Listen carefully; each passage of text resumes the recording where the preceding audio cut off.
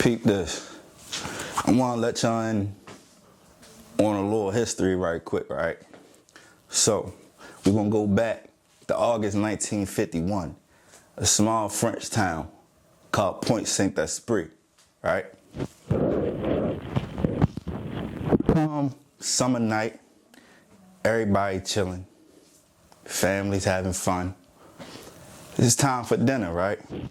So, people, they sit down, they break bread, they eat the bread.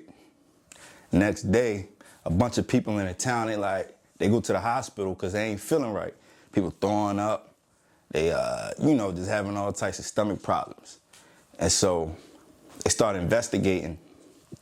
And they're like, oh, this might have came from the bread. And they're like, small thing, some bread can go bad.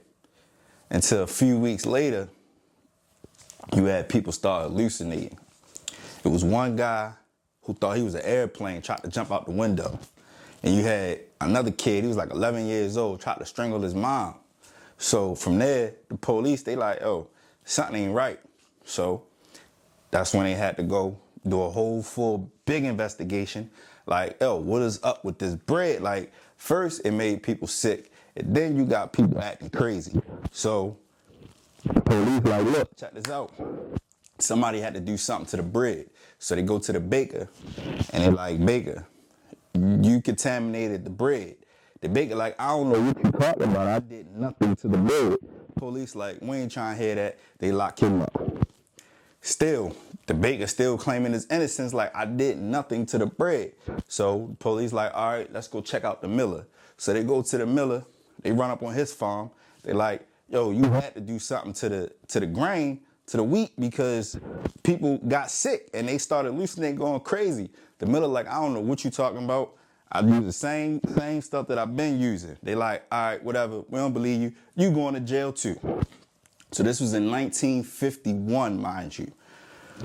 So fast forward 20 years to the 70s, a CIA document gets declassified.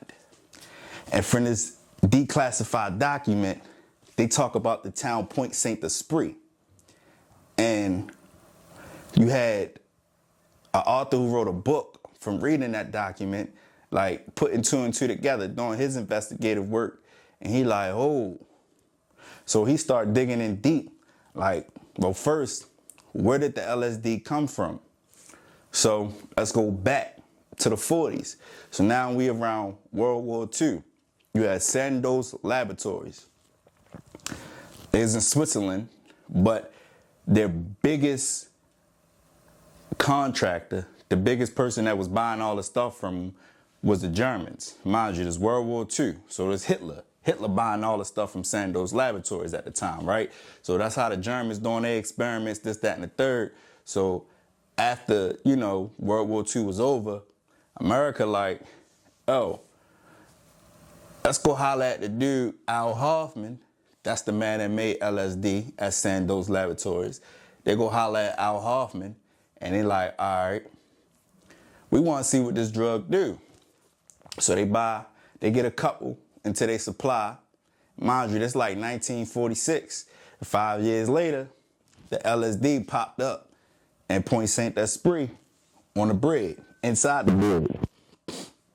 So, you fast forward again, back to 1970s. Some of y'all might remember a documentary they had on Netflix called Wormwood. It was about the CIA agent Frank Olson that jumped out the window. Remember back in Pont Saint Esprit, a dude thought he was an airplane that jumped out the window.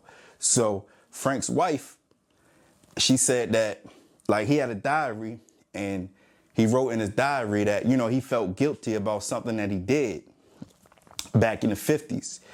And doing that, investigation and stuff like that, because Frank, he ain't never say exactly what he did, but when they investigated, they saw that Frank was in France in 1951, in the summer of 1951, right?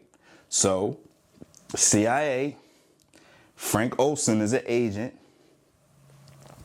Pont Saint Esprit get this LSD dose, declassified document come out, like, boom, CIA was involved with that, put two and two together. You ain't dumb. I know y'all smart out there. Just put two and two together, right? So Frank Olson, he jump out the window. So of course now everybody really investigating this. Hold up. Why would the CIA put LSD inside of a small town's wheat? Like, what's the purpose of that? The purpose is an experiment to see what it would do to people, right? So I'm gonna leave this here. The CIA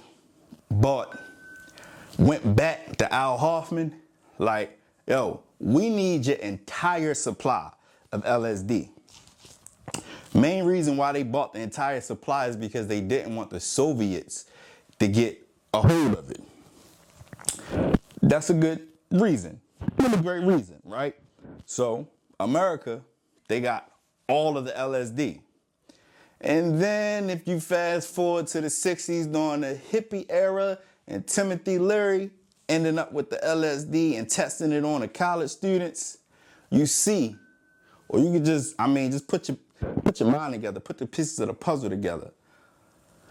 All of the LSD that was brung into America was bought by America.